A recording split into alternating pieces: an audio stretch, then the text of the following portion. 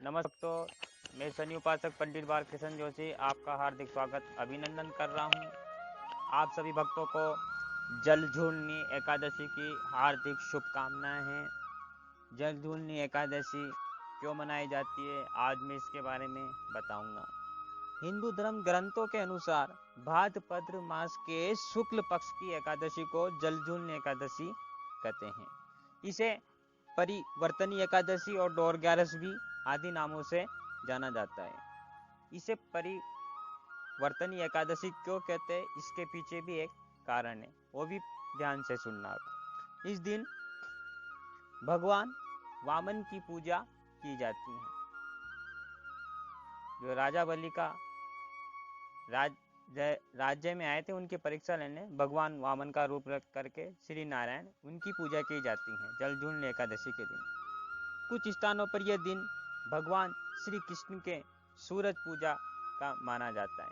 आज के दिन भगवान श्री कृष्ण की सूरज पूजा भी हुई थी, जो जन्म स्थान के बाद मांगलिक कार्यक्रम करते हैं के रूप में मनाया भी जाता है। इस दिन दशमी के दिन से ही रात्रि को ब्रह्मचर्य का पालन करना बताया गया है। जो इस जलझूलनी एकादशी का व्रत कर रहे हैं तो दशमी के दिन पालन करें। एकादशी के दिन भगवान वामन के सामने बैठकर एकादशी व्रत का संकल्प ले। इसमें अन्न ग्रहण नहीं किया जा सकता, उपवास किया जाता है। आप इसमें फल फ्रूट और फलाहारी भी कर सकते हैं।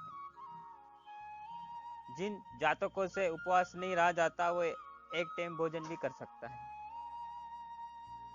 भगवान वामन को पंचामृत से स्नान कराएं। सुबह जल्दी उठकर साफ वस्त्र पहनकर पूजा स्थल पर बैठे। जो चरणामृत से भगवान वामन का अपन स्नान कराएंगे, उस चरणामृत को परिवार के सभी सदस्य के ऊपर छिड़कें और पी लें। इसके बाद भगवान को गंध, पुष्प, धूप, दीप, नैवेद्य आदि पूजन सामग्री में समर्पित करें। विष्णु सहस्त्र नाम का पाठ करें और वामन की कथा सुनें। रात में एकादशी के दिन भगवान वामन के पास सोएं और द्वादशी के दिन ब्राह्मणों को भोजन कराएं। यदि जातक ये विधि विधान स्वयं नहीं कर सकता तो वह पंडितों को बुला के भी ये पूजन करवा सकते हैं। इस एकादशी के व्रत करने का फल वाजपेयी यज्ञ करने के बराबर मिलता है।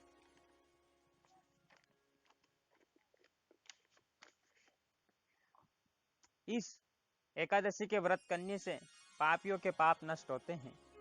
जो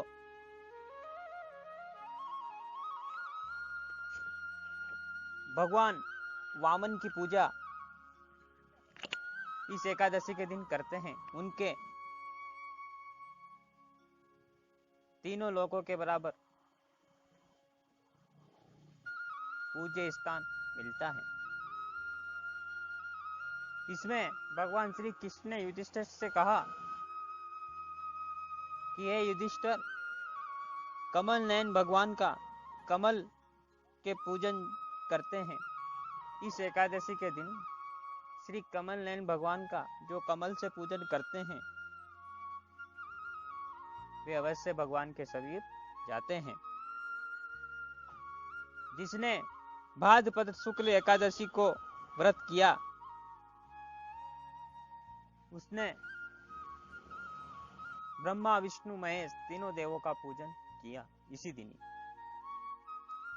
इस दिन भगवान करवट लेते हैं, इसलिए इस एकादशी को परिवर्तनी एकादशी, जलझूलनी एकादशी कहते हैं। तो आप सभी इस एकादशी का नियमों से पालन करते व्रत उपवास करें, धर्म कर्म करते रहें और भगवान नारायण का जाप करते रहें। विष्णु सहस्त्र नाम का पाठ करें। इसी के साथ में शनि उपासक पंडित बालकृष्ण जोशी आपसे विदा लेता हूँ।